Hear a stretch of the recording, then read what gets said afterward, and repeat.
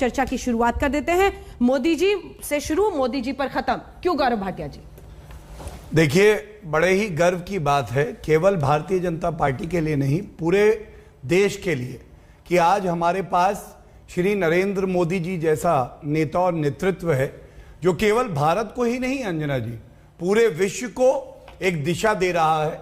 और Boris Johnson कहते हैं वन वर्ल्ड, वन सन, वन ग्रिड, वन मोदी। ये हम नहीं कहते हैं।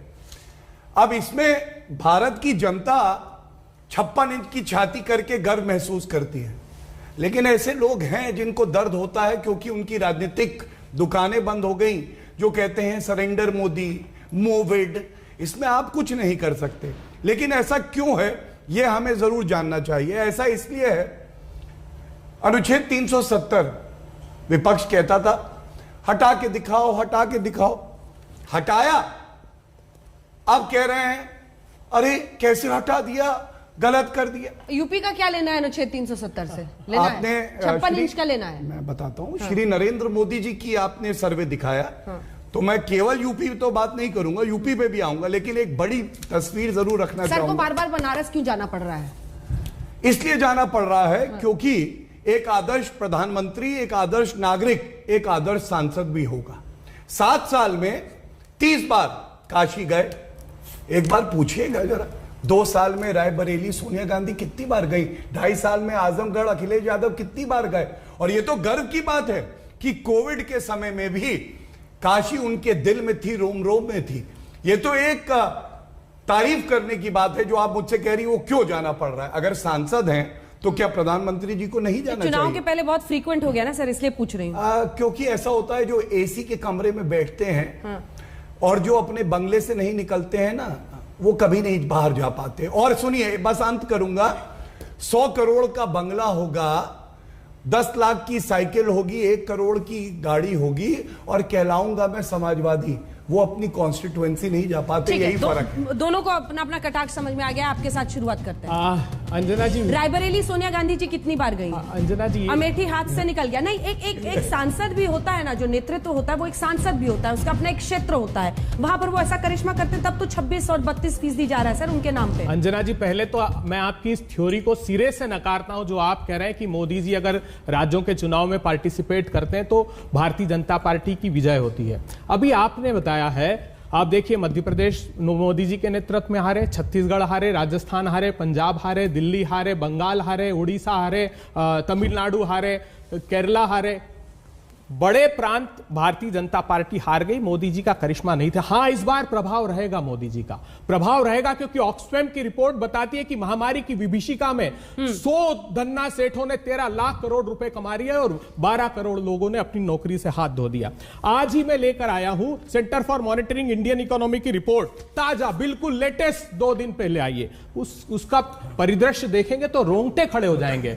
मैं उत्तर प्रदेश का बताता हूं। उत्तर प्रदेश में महिलाओं की बेरोजगारी की दर, चौंकिए गमत, 86.83%। 25 से 29 वर्ष की महिलाओं की बेरोजगारी की दर 51.86%। 19 वर्ष के नौजवानों की उत्तर प्रदेश में बेरोजगारी की दर 67%। 20 से 24% के युवाओं की बेरोजगारी की दर 31%। और मोदी जी, आपके एनएसएसओ ने बताया था कि 45 वर्षों की भीषणतम बेरोजगारी आपने परोस दी। अभी एनएसएसओ ने बताया, आपने बरेली की रैली में बड़े बड़े भाषण दिए थे 2016 में, किसान भाइयों आपकी आय 2 गुनी कर दूंगा, 27 रुपए इनका प्रभाव पड़ेगा। जी, आप जनता को कन्विंस क्यों नहीं कर पा रहे? मेरा तो यह सवाल है। अगर वहां पर कुछ स्टेक पर भी है तो पूर्वी वर्मा बताएंगे, क्योंकि समाजवादी पार्टी को विकल्प के तौर पर कई जगह पर लोग देख भी रहे हैं। अगर रायबरेली सोनिया गांधी इसलिए नहीं गई कि बेरोजगारी का ये दर है। नहीं, देखिए, अगर 26% नेता और नेता की लोकप्रियता कैसे एक पार्टी को कहां से कहां ले जा सकती है, उस पर एक जवाब। प्रधानमंत्री जी की 56 इंच की छाती है, मगर दिल नहीं दिया भगवान ने उनको। लखीमपुर खीरी नहीं गए, लखनऊ गए, काशी चले गए। 10 दिन में 4 यात्रा प्रधानमंत्री जी। दिल्ली के दरवाजे पर नहीं गए, जहां पर 1 साल तक किसानों को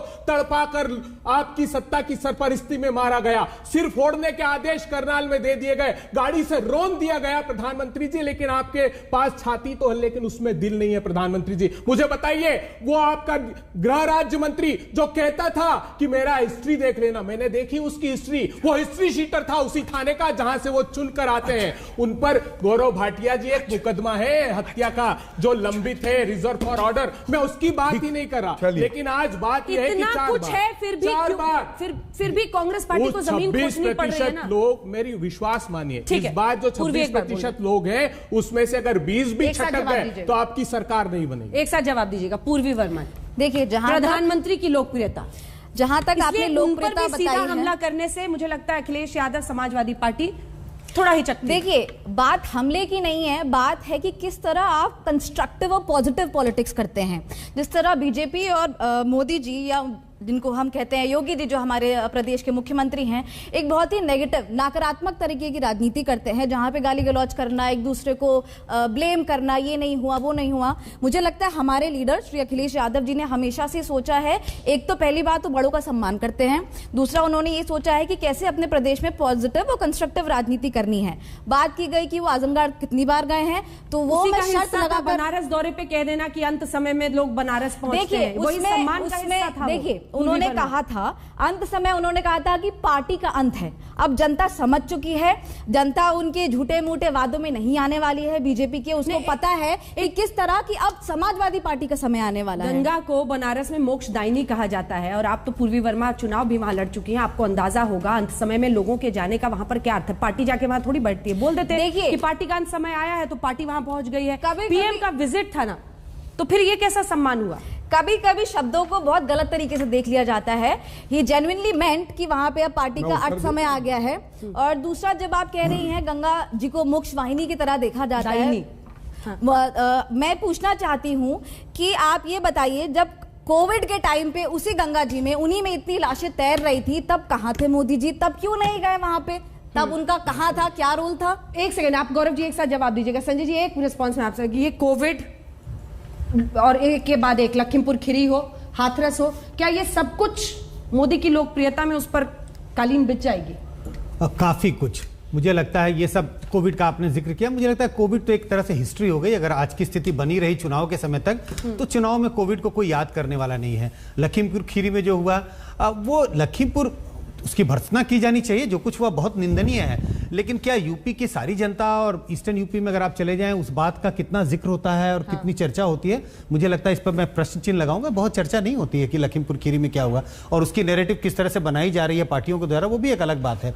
तो ये सब चीजें रहेंगी, हमें लगता है ये सब मुद्दे होने चाहिए, लेकिन मोदी जी की लोकप्रियता जो है काफी हद तक इन सब पर क्या करे ये दोनों पार्टियां कि उस लोकप्रियता को काट सके? कुछ आपको अनुभव से समझ में आया लोगों के मन में क्या है? गौरव भाटिया हंस रहे हैं। अब एक रास्ता भी तो दिखेगा। बोलते सब बड़ा अच्छा है, मुझे स्टूडियो में अच्छी बहस हो जाती है, लेकिन जमीन पर जाके क्यों फिसल जाती है? बस आपने जो कहा, स्टूडियो में अच्छी बहस हो जाती है, लेकिन जो बहस सड़क पे होनी चाहिए, जो बहस जनता के बीच में होनी चाहिए, शायद उसकी कमी है। और मुझे तो लगता है कि ये जो ट्विटर, व्हाट्सएप है, इन सब चीजों ने, जो पॉलिटिकल कैंपेन जिस तरह का होता था, जिस तरह का आंदोलन होता था, वो सब खत्म हो गया। ये भी करते हैं नहीं, ये सब उन्हीं से तो देख के सबने सीख लिया है। मैं ये नहीं कह रहा हूं कि ट्विटर व्हाट्सएप करना कोई गुनाह है, वो नहीं करना चाहिए, लेकिन जमीनी हकीकत, चुनावी लड़ाई जमीन पे लड़ी जाती है, उसको छोड़कर आप सिर्फ ट्विटर और व्हाट्सएप और फेसबुक नहीं करना। मैं गौरव जी पे जाऊं उससे पहले एक और सवाल है, पैकेजिंग सीखना पड़ेगा क्या इन लोगों को? नहीं, पैकेजिंग सीखिए, लेकिन वो जो कहते हैं कि पहले आपका केक हो, उसके ऊपर आइस लगाइए, आइसिंग कीजिए, मक्खन लगाइए और उसको सजाइए। लेकिन सिर्फ सजावट में अगर आप ध्यान देंगे और आपके पास केक ही नहीं है, तो फिर वो सजावट लगेगा कहाँ?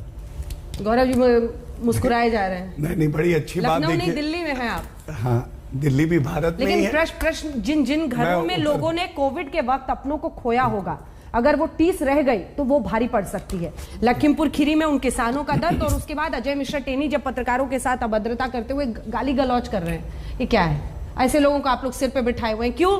क्योंकि चुनाव में प्रॉब्लम ना हो जाए, ब्राह्मण नाराज ना हो जाए। बहुत प्रश्न हो गए उधर के आपके भी मिला के। सबसे पहले तो देखिए, कोविड में एक भी भारतीय की जान गई, बहुत ही दुखद है अंजना जी, लेकिन हमें यह भी नहीं भूलना चाहिए 135 करोड़ सुरक्षा कवच एक साल सवा साल के कम समय में श्री नरेंद्र मोदी जी ने भारतीयों को दिए।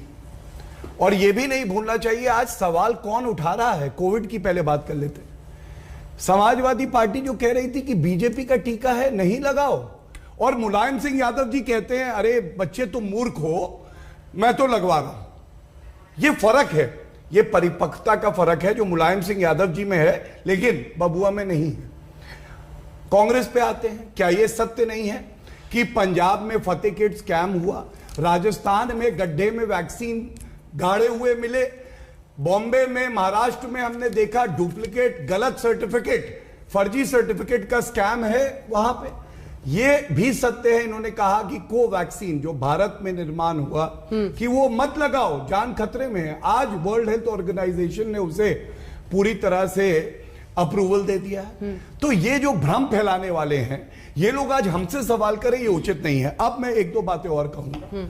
देखिए किस तरह से कांग्रेस क्यों नहीं जमीन पे कहीं टिकती है। बहुत सारे राज्यों की लिस्ट उन्होंने भी दिखा दी, हम भी अपने दर्शकों को जरा दिखा दें जहां पर प्रधानमंत्री नरेंद्र मोदी के रहते हुए आप चुनाव हारे, एक के बाद एक हारते चले गए हैं। पश्चिम बंगाल में तो आपने पूरी ताकत झोंकी थी, फिर भी वहां पर हार। पश्चिम बंगाल में हाँ कितनी सीटें थी पिछले चुनाव में विधानसभा? ठीक है, आपने बेहतर किया, लेकिन अच्छा, उनकी 0 सीटें आई। देख मेरी तरफ रही, आप हारे 78 सीटों में, हम विपक्ष बन गए, 3 सीटों से हम हार गए, और वो 0, वो मतलब गड्ढे के अंदर। आप इसी में प्रसन्न हैं? आपकी हार पर प्रसन्न हैं आप? आप पे गुलाबी रंग जम रहा है आज। एक बार आज अभी बीच में नहीं बोलेंगे, आपकी बारी आएगी, मैं नोट कर लिया। आपने समय रहते ऑक्सीजन मैपिंग नहीं की, इसलिए ठीक है, दो लोगों का उत्तर देना होता है। देखिए क्यों ये जमीन पे नहीं, मैं आपको बता दूं। नेहरू जी कह गए इंदिरा से ऐसा पोता आएगा, कैंपेनिंग करेगा कांग्रेस की, भाजपा को जितवाएगा, ये सच्चाई है। और अमेठी इसीलिए हारे। देखिए अनएम्प्लॉयमेट डेटा, सीएमआई की बात कर रहे थे, महिलाओं में इतना है, ये सब कैटेगरी। अरे मैं डेटा लेके आया भैया आप ही के लिए, ये है 28 नवंबर 2021। इनका सीएमआई का डेटा हमारा सीएमआई का है, लेकिन ओवरऑल आज का ये नुक्ताचीनी कर रहे। सुनिए अब मैं डेटा तो रख दूं, डेटा तो रख दूं। रखिए। राजस्थान में बेरोजगारी दर बस यही है, नहीं बताए। किसकी शर्ट ज्यादा काली है? नहीं राजस्थान, अरे यूपी में छोड़िए ना, यूपी पर राजस्थान का युवक जो है वो लखनऊ पहुंच के प्रदर्शन कर रहा है, प्रियंका वाड्रा। चुनाव है सर, तो मैं यूपी का भी बताने जा रहा था, लेकिन आप पहले ही टाउन छोड़ दिया। राजस्थान का युवा वहां महिला के साथ बलात्कार होने दो, राजस्थान का कौन कह रहा है? तो कैसी बात कर रहे हैं आप? ये पूरी बात। हाँ यूपी का थैंक यू। राजस्थान का बेरोजगारी दर है 29.6 ओवरऑल, ठीक है। 15 दिन पहले का डेटा लेके आया हूं। उत्तर प्रदेश का कितना है? 4.2। गुजरात का कितना है? 2.4। मैं नहीं कह रहा। दूसरी बात, आप बताइए क्या ये सच बेरोजगारी नहीं है यूपी में? 4 मैं देखिए मैं गलत हो सकता हूं, मैं डेटा पे कह रहा हूं जो मेरे हाथ में है। ठीक है, और मैं डेटा एनालिस्ट है ना, उनको दीजिए, वो बता रहे हैं। कोई ऐसी बात नहीं, ओवरऑल डेटा है, ये राष्ट्र का एवरेज है और ये मार्क्ड है। मेरे जो तथ्य हैं वो गलत नहीं हो सकते, उसका आकलन आप जो भी करिए। गुजरात में 2.4%। अब मैं एक बात और उठा, बेरोजगार युवा भी देख रहे होंगे टीवी, बिल्कुल देखना चाहिए उनको, और पूछना चाहिए प्रियंका वाड्रा गांधी से क्यों राजस्थान के बेरोजगार युवक को लखनऊ में आना पड़ता है और पूछना पड़ता है कि हमारे को रोजगार क्यों नहीं मिलता। और अंत कर रहा हूं, लड़की हूं, लड़ सकती हूं। आज का शफीकुर रहमान बर्ग का बयान है कि उम्र शादी की 18 से 21 मत करना, लड़कियों की आवारगी बढ़ जाएगी। आप बताइए, ऐसे बयान का लड़के हैं, लड़कों से गलती हो जाती है। अखिलेश यादव जर्नलिस्ट से कहते हैं, महिला जर्नलिस्ट से, वो पूछती है रेप क्यों हुआ, आप मुख्यमंत्री है, कहते तुम्हारे साथ तो नहीं हुआ ना, चुप करो। और आज ये लोग टेनी पे सवाल पूछते हैं। चलिए दोनों इस पे जवाब देंगे। पूर्वी एक बार देखिए, सबसे पहले तो गौरव जी, आपने जो क्वेश्चन किया है कि अखिलेश जी या नेताजी या जो अभी बर्ग साहब ने बोला है, उसका मैं आपको तोड़ देना चाहती हूँ। बीजेपी में भी कई बार ऐसा हुआ है जब उनको बोला गया है। आप सुनिए मेरी बात, दूसरा मेरी बात सुनिए, मेरी बात सुन लीजिए। आप बात सुनिए पहले, बड़े गर्मा गर्मी तरीके से हम लोग डिबेट कर रहे हैं, लड़ाई मत करिए। मैं क्यों लड़ूंगा आपसे, मेरी बहन है। आप मेरी बात चुनाव लड़िएगा, मुझसे थोड़ी ना लड़ेंगे। आपने पहले तो ये बोला कि उन्होंने ऐसा बोल दिया, आई थिंक आप उसमें कहीं ना कहीं गलत हैं। अखिलेश जी ने कभी भी किसी महिला के साथ बुरा बर्ताव नहीं किया है, नहीं कभी बोला है। चलिए आज तक से मैं रिक्वेस्ट कर रहा हूं वो बाइट निकाले जब उनसे महिला। एक मिनट पे मंत्री, आप सुनिए, आपके यहाँ पे लोग और मंत्री कहते हैं, आपने मेरे पे आरोप लगाया, उन्होंने महिला। चलिए आप बोल लीजिए, आपके सम्मान में अभी चुप हो जाता दीजिए ना। जब समाजवादी में लोग ज्वाइन करते हैं आपकी पार्टी छोड़ के, तो ये बोला जाता है कि ये बहू बेटियां बेच के आ रहे हैं। तो आप उसको जस्टिफाई मत करिए ये बोल के कि वो गलत है, ये गलत है, ये धारणा गलत है, उसको हम लोग छोड़िए। आप कह रहे थे पैकेजिंग की बात कर रहे थे सर, मुझे लगता है जिस तरह से मोदी जी ने अभी बात आ रही थी बेटी बचाओ बेटी पढ़ाओ कैंपेन में, उसका 80% जो पैसा है वो खाली अपनी इमेज मेकओवर में लगा दिया। इस तरह की पैकेजिंग तो खास स्तर पे हमें नहीं चाहिए। अखिलेश जी का बहुत अच्छा चेहरा उभर के आ रहा है जनता के सामने, रैलियां एक से एक हो रही है। जौनपुर में रात भी हो जाती है तो भी जनता उनकी एक झलक देखने के लिए सड़कों पे खड़ी है, क्योंकि उन्हें पता है कि अब एक विकल्प के तौर पर, बहुत अच्छे विकल्प के तौर पे अब अखिलेश जी सामने आएंगे। दूसरा, आपने कहा कि लखीमपुर खीरी नैरेटिव अब यहाँ पे देश में और विदेश में नहीं जाना जाता। मैं आपको यहाँ पे करेक्ट करना चाहती हूँ, लखीमपुर खीरी नैरेटिव अब बहुत ज्यादा बढ़ चुका है, क्योंकि एक तो वहां पे जिस तरह मंत्री का बेटा जो अजय मिश्रा टैनी हैं, मैं आपको बताना चाहती हूँ, मैंने लोकसभा इलेक्शन उन्हीं के खिलाफ कंटेस्ट किया था, जमीनी स्तर से मैं उन्हें जानती हूँ। हमारे चुनाव में भी उन लोगों ने पूरा बल लगा के, पूरा आपका प्रशासन का उपयोग करके चुनाव हरवाया गया। उसके बाद भी जब वो नहीं माने, उनका लड़का आ गया, वहां पे लड़के ने, उसके अंदर इतनी ऐठ है कि जब मार दिया उसके बाद भी टैनी जी भी प्रेस कॉन्फ्रेंस कर रहे हैं, लड़का भी प्रेस कॉन्फ्रेंस कर रहा है और वो कह रहे हैं कि मुझे तो नहीं लगता कि मेरा लड़का गलत है, और अगर मेरे ऊपर कोई भी मुकदमा, अगर मेरे बेटे के ऊपर लगता है तो जवाब मैं दूंगा, मुझे मंत्री पद से हटाया जाए। परसों एसआईटी ने प्रूव कर दिया है, परसों एसआईटी ने प्रूव कर दिया है कि उनके लड़के के ऊपर, एक सेकेंड, उनके लड़के के ऊपर साजिशन कत्ल करने का उन्होंने धारा लगाई है। जब टैनी जी से आपके ही मैं सवाल पूछना चाहता स्तंभ है लोकतंत्र का, जब मीडिया ने पूछा तो उस पर चिल्ला रहे, गाली गलौज कर रहे हैं, क्या क्वेश्चन पूछ रहा भाई। तो इस तरह के मंत्री को जब आप अपने कैबिनेट में रख रहे हैं, इस तरह के नेता को, उनके ऊपर भी चार्जशीट लगी है, उनके ऊपर चार्जशीट लगी हुई है। मिश्रा जी पिछले दरवाजे से अब ऑफिस जा रहे हैं, ये तो हालत हो गई है। देश का गृह राज्य मंत्री पिछले दरवाजे से होम मिनिस्ट्री में घुस रहा है, दिल्ली में जाके मीटिंग सरकार। आप इसको ये बता दीजिए मुझे, जवाब उनको क्यों जवाब बोला, मेरी बहन है, मुझे अच्छा लगा। मैं सबसे पहले तो अखिलेश यादव ने महिला पत्रकार के साथ कहा तुम्हारे साथ तो नहीं हो, तुम सेफ हो, ये तथ्य है, इन्होंने कुछ नहीं कहा। लेकिन मैं भारतीय जनता पार्टी का प्रवक्ता हूं, कल आपके शो पे भी था, अगर कोई मंत्री है या कोई भी जात का है, धर्म का है, कानून से ऊपर कोई नहीं है। गुंडा राज से राम राज तक योगी आदित्यनाथ जी लाए हैं, उसका जो बेटा है वो जेल की सलाखों के पीछे, चार्जशीट फाइल होनी है, सर्वोच्च न्यायालय की मॉनिटरिंग में इन्वेस्टिगेशन हो रहा है, और ये शब्द गलत थे, सवाल पूछे जाएंगे, आपको उत्तर देना होगा। एक मिनट अंजना जी प्लीज, मेरा एक सवाल है आपसे, प्रीति जी इसका उत्तर दीजिए। एक मिनट, को कितने दिनों बाद जेल में दिया गया, आप ये बताइए, स्पेशल ट्रीटमेंट क्यों मिला उसके बेटे को? मैडम आप सुनेंगे, इन्होंने एक तर्क दिया, इन्होंने कहा कि देखिए बेटे ने गलत किया है, पिताजी को हटना चाहिए, यही था ना? उनके पिताजी ने कहा था मेरा बेटा दोषी पाया गया तो मैं मंत्री पद से अब हो गया, फैसला आ गया, मंत्री पद से इस्तीफा दे दूंगा। गायत्री प्रजापति फैसला आ गया, जेल की सलाखों में आप तो एफआईआर नहीं रजिस्टर कर रहे थे, सर्वोच्च न्यायालय से आदेश हुआ था और मंत्री पद से हटाया बबुआ मुख्यमंत्री ने, 4 दिन बाद दोबारा बनाना पड़ा। ये थी सपा की सरकार। और मैं इतना कहूंगा, अब आगे बढ़ गई है, बहुत पानी बह चुका है गंगा में, जल्दी से अभय जी। बीजेपी कभी नहीं कर सकती है। मैं इतना ही कहूंगा, प्रियंका वाड्रा गांधी से कहिएगा चुनाव लड़ लें, जमानत जब्त हो जाएगी। और सुनिए, अब बीच में महिलाओं के खिलाफ बोलेंगे क्यों? जमानत जब्त हो जाना गलत बात है, मुझे नहीं पता था, याद रखिएगा। अच्छा, ऐसे देखिए अंजना जी प्लीज, ऐसे चर्चा नहीं हो सकती, आपने बोल लिया, ऐसे बोलेंगे, वाह प्लीज। दूसरी बात मैं ये कह रहा हूं, इनकी जितनी प्रतिज्ञा है ना उतनी सीटें नहीं आएंगी, और नोटा से इनका मुकाबला है, 0, 0, 0, 0 ये पार्टी है। ये मैं बात इनसे करता हूं, पूछ रहा हूं, लड़की हूं, लड़ सकती हूं? आपको मालूम है, ये एनसीआरबी का डेटा है मेरे हाथ में, चेक करवा लीजिएगा अंजना जी।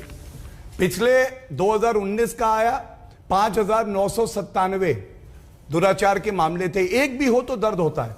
उत्तर प्रदेश की जनसंख्या 3 गुना है, लेकिन मामले आधे हैं, 6 गुना ज्यादा बलात्कार के मामले हैं।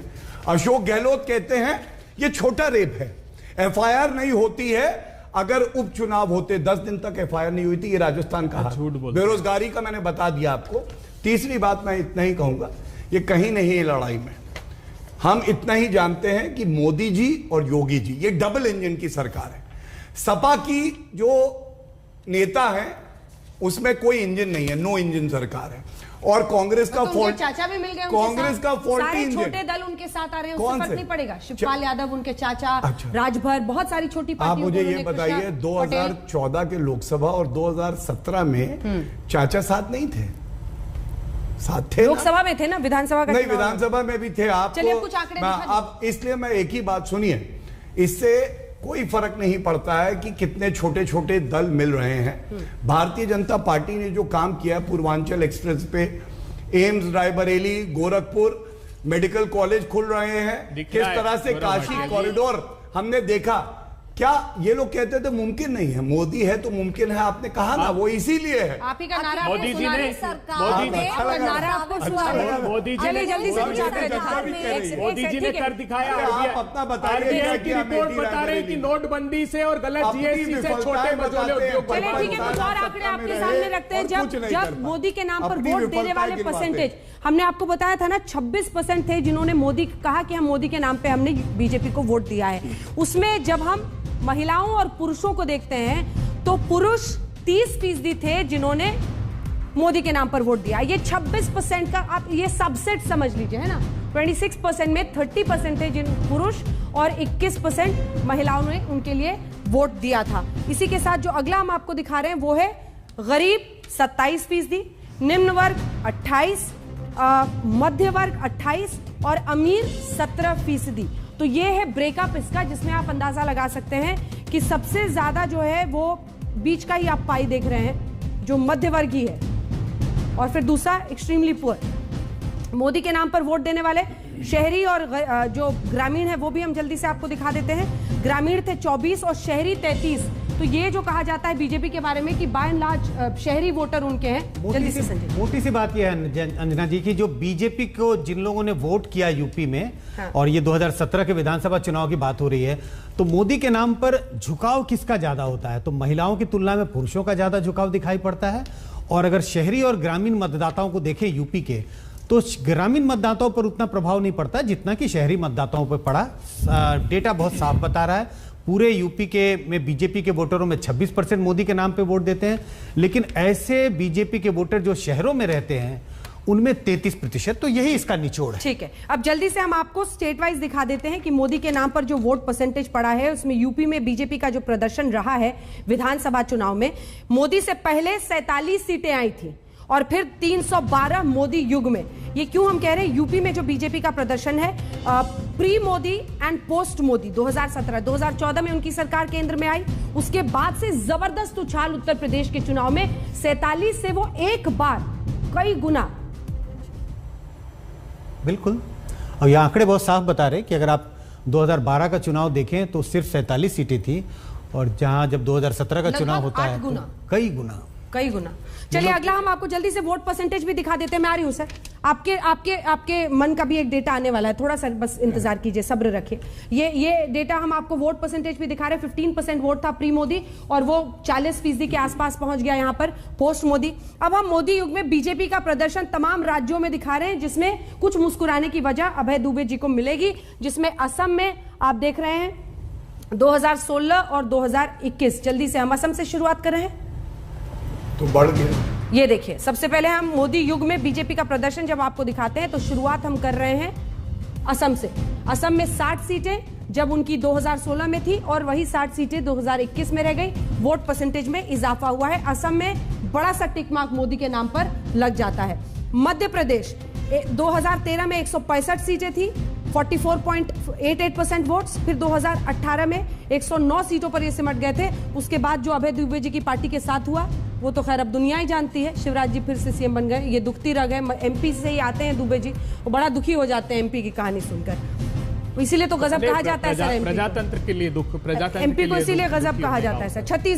छत्तीसगढ़ में 2013 में 49 सीटें थी प्री मोदी, पोस्ट मोदी घट गई छत्तीसगढ़ में सीटें, और यहाँ पर एंटी इनकम्बेंसी भी एक बहुत बड़ा फैक्टर रहा था। कई ऐसे राज्य हैं अंजना जी, आप बार बार एक एक करके दिखाएंगे, हाँ। कि जब बीजेपी अपनी सरकार को बचाने के लिए चुनाव लड़ रही थी, हाँ। तो उन जगहों पर, कई जगहों पर बीजेपी को नुकसान हुआ है।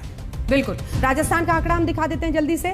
163 थे, 163 सीटें, और उसके बाद आप देख रहे हैं कि उस 2018 में 73 हो गया। यहाँ पर एक बार फिर राजस्थान में जहां बचाने वाली बात, बिल्कुल राजस्थान, मध्य प्रदेश, छत्तीसगढ़, आपने तीनों राज्यों का जिक्र किया। ये सारे ऐसे राज्य थे वहां पर मोदी मैजिक काम नहीं किया, एकदम काम नहीं किया और पूरी तरह से आप कह सकते हैं एकदम बहुत कम सीटों पर सिमट गई। अब हरियाणा हम आपको दिखा रहे हैं, हरियाणा के बाद महाराष्ट्र दिखाएंगे। हरियाणा में आप देखिए 47 सीटें, 2019 में 40 बरकरार रहा, वोट परसेंटेज बढ़ गया लेकिन 33% से हरियाणा में वो पहुंच गए थे 36 पर। महाराष्ट्र में देखिए, महाराष्ट्र में 2014 में 122 सीटें आई थी, 2019 में 105, 27%। और यहां पर थोड़ा कोalition वाला भी मामला था, 27% और 25% ये हो गया था।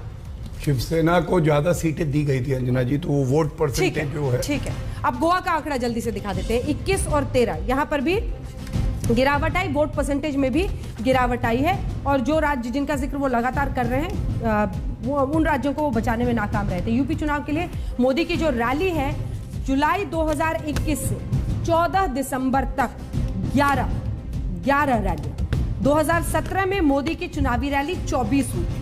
आगाज ऐसा है तो अंजाम न जाने क्या होगा। अभी 11 हो चुकी हैं, अभी तो डेट्स का भी ऐलान नहीं हुआ है। इस बार थोड़ा सा लग रहा है डरे हुए हैं, घबराए हुए हैं आप लोग। अखिलेश यादव की रैलियों में कह रही है समाजवादी पार्टी, इसी वजह से पीएम अभी से पूरी ताकत फिर बनारस अभी जाने वाले 23 को। देखिए ऐसा है कि जब शेर दहाड़ता है ना, तो 8, 10, 12 जितने गीदड़ हो सब भाग जाते हैं। नरेंद्र मोदी जी भारतीय राजनीति के वो शेर हैं जो मेहनत करते हैं। और अंजना जी, आपके प्रश्न का तात्पर्य यह है कि इतनी मेहनत क्यों कर रहे हैं, इतनी मेहनत ना करें। और दूसरी तरफ हाल ये है, आप कहती है कब मेहनत करोगे, निकलोगे घर से कि नहीं निकलोगे। यहां कोविड के समय में एक पुत्र के लिए पिता का चला जाना सबसे बड़ा दुख होता है जीवन का। योगी आदित्यनाथ जी अंत्येष्टि में नहीं गए, किसी बच्ची से यह सुनिश्चित कर रहे थे कि उसका पिता जीवित रहे, उसको इलाज मिले। और यहां अखिलेश यादव, सोनिया गांधी, राहुल गांधी कहीं दिखाई दिया आपको? ठीक है, कभी नहीं दिखाई दिया। अंजना जी जवाब ले लेते हैं। एक बात और कह दो प्लीज, एक बात और कह दो। पूरा कर, एक सेकंड पूरा कर। ये जो आपने आकलन किया है, मैं केवल इसमें यह जरूर देख पाया, कोई भी प्रदेश आपने दिखाया, खासकर असम में हमारा वोट परसेंटेज बढ़ा, यूपी में तो इतिहास रच दिया, हरियाणा में वोट परसेंटेज बढ़ा और 30 से 40% हमारा वोट है। कई जगह उससे ज्यादा है, यहां पे तो 10-10%, 8-8% पे कांग्रेस निपट गई। सपा का क्या हाल हुआ आप मत भूलिएगा, 1 मिनट। सपा और कांग्रेस दोनों साथ आए थे, बुआ और बबुआ लोकसभा में, और उससे पहले यूपी के लड़के धराशायी हुए कि नहीं। ये हमारी विचारधारा की। राजस्थान में भी सर नारा लगता था, मोदी तुझसे बैर नहीं, वसुंधरा तेरी खैर नहीं। अंजना जी, इन्होंने कहा कि शेर है, हाँ जंगल राज जरूर है, शेर है कि नहीं मैं इसकी व्याख्या नहीं कर सकता। हिंदुस्तान में जंगल राज जरूर स्थापित कर दिया। अभी संजय जी ने कहा अभी कि मोदी जी के लिए महिलाओं का वोट प्रतिशत बढ़ गया। अरे उन्नाव देखने के बाद पड़ेगा। इलाहाबाद हाई कोर्ट ने कहा कि 8 महीने तक आपने केस रजिस्टर नहीं किया, क्या 8 महीने और अंजना जी प्लीज चुप कराइए। देखिए इस तरीके से नहीं होगा। ठीक है, वो पूरा कर लेंगे, फिर पूछ लूंगी। अब अंत आ रहा है सर, जल्दी जल्दी। देखिए अंजना जी, 8 महीने तक रिपोर्ट दर्ज नहीं की, उसके पुलिस अभिरक्षा में पिता को मार दिया, हाथरस में रात के अंधियार में आपने जला दिया, बच्ची को पेट्रोल डालकर जला दिया। क्या देखेंगे? ग्लोबल हंगर इंडेक्स की रिपोर्ट, राजस्थान से ग्लोबल हंगर इंडेक्स की रिपोर्ट बताती है कि 116 देशों में हिंदुस्तान 101वें स्थान पर आ गया। प्रधानमंत्री जी, बांग्लादेश, पाकिस्तान से नरेंद्र मोदी की लोकप्रियता का आपके पास क्या काट है बताइए।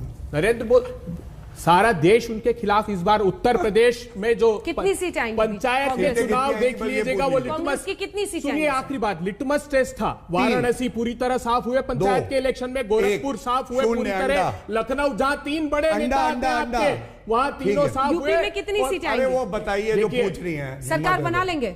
सरकार कांग्रेस पार्टी रिकॉर्ड कर बनाएगी। और प्रियंका गांधी जी ने वादा किया है प्रदेश की महिलाओं से, लड़ेंगी चुनाव, महिला 40% में सिर्फ टिकट देंगे, स्कूटी महिलाओं के लिए, स्मार्टफोन महिलाओं के लिए, 10,000 रुपए आंगनबाड़ी कार्यकर्ताओं को देंगे, 50% कंट्रोल देंगे। जहां तक बोला लोकप्रियता की बात, भारत की जनता में एक खास बात है, वो सबको मौका जरूर देती है। मोदी जी को मौका देख लिया, योगी जी को मौका देके देख लिया। अब ये साफ हो गया है कि आने वाले चुनाव में आपको कभी मौका कोई बात नहीं, आने वाले, आप बात सुनिए, बात मत टोकिए। आपकी पार्टी और आपकी भारतीय जनता पार्टी के जो प्रवक्ता है, जब वो महिलाओं की इज्जत ही नहीं कर सकते ऑन टेबल, तो फिर बाकी कैसे करेंगे? आप मेरी बात सुनिए पहले। लड़के लड़की से गलती हो जाती है, ये इज्जत देना है। गायत्री प्रजापति को मंत्री बनाना इज्जत देना, बेकार की बातें मत करिए, आरोप व्यक्तिगत मत लगाया करिए प्लीज। महिलाओं से कैसे बात करेंगे? क्या आपसे सवाल पूछा, मैंने आपने उत्तर दिया। गायत्री प्रजापति को मंत्री क्यों बनाया बताइए? अखिलेश यादव ने क्यों नहीं हटाया? किसको? अजय मिश्रा टेनी को क्यों नहीं हटाया? मुलायम सिंह यादव पे केस चल रहा था, अखिलेश यादव पे केस चल रहा था, सीबीआई जांच कर रही थी, मुख्यमंत्री क्यों बनाया? किसानों को मार के चला गया है, बेटे पे रिपोर्ट आ गई है, कोई तर्क नहीं। अब तो चलिए मैं इनकी बात का उत्तर दूं। रिमार्क में संजय जी आपसे मैं सवाल पूछना चाहती हूं, क्या अखिलेश यादव की लोकप्रियता मोदी योगी की जोड़ी की लोकप्रियता को टक्कर दे पाएगी? अभी मुझे पता है काल्पनिक ही सवाल है, लेकिन देखिए अगर पिछले 3-4 महीनों से देखें तो एक ट्रेंड बहुत साफ दिखाई पड़ता है। समाजवादी पार्टी का ग्राफ धीरे धीरे ऊपर जा रहा है और बीजेपी का ग्राफ थोड़ा नीचे आया है। लेकिन जहां तक सवाल है कि क्या अखिलेश यादव मोदी और योगी की पॉपुलैरिटी को टक्कर दे पाएंगे, मुझे लगता है उस बहुत एक प्रश्न चिन्ह लगाना पड़ेगा। क्या ऐसा संभव है? मुझे लगता है बहुत मुश्किल है अखिलेश यादव के लिए उनकी लोकप्रियता को टक्कर देना। अभी दोनों ही जोड़ी आपस में इसी के साथ इस कार्यक्रम का अंत करेंगे। आप सभी का बहुत धन्यवाद। मुझे पता है हमें पीएससी के बहुत सारे एपिसोड्स आएंगे, आप लोग चर्चा आपस में कर पाएंगे, तमाम मुद्दे भी उठाएंगे, लेकिन हाँ, आंकड़ों के लेंस से हर तस्वीर आपके सामने रखने की कोशिश करेंगे, ताकि बहस के साथ साथ हम आंकड़ों पर भी नजर रखें कि किसकी लोकप्रियता या फिर कौन आगे की तरफ बढ़ रहा है और कौन कमजोर पड़ता दिख रहा है। देश दुनिया की बाकी खबरों के लिए आप देखते रहिए आज तक।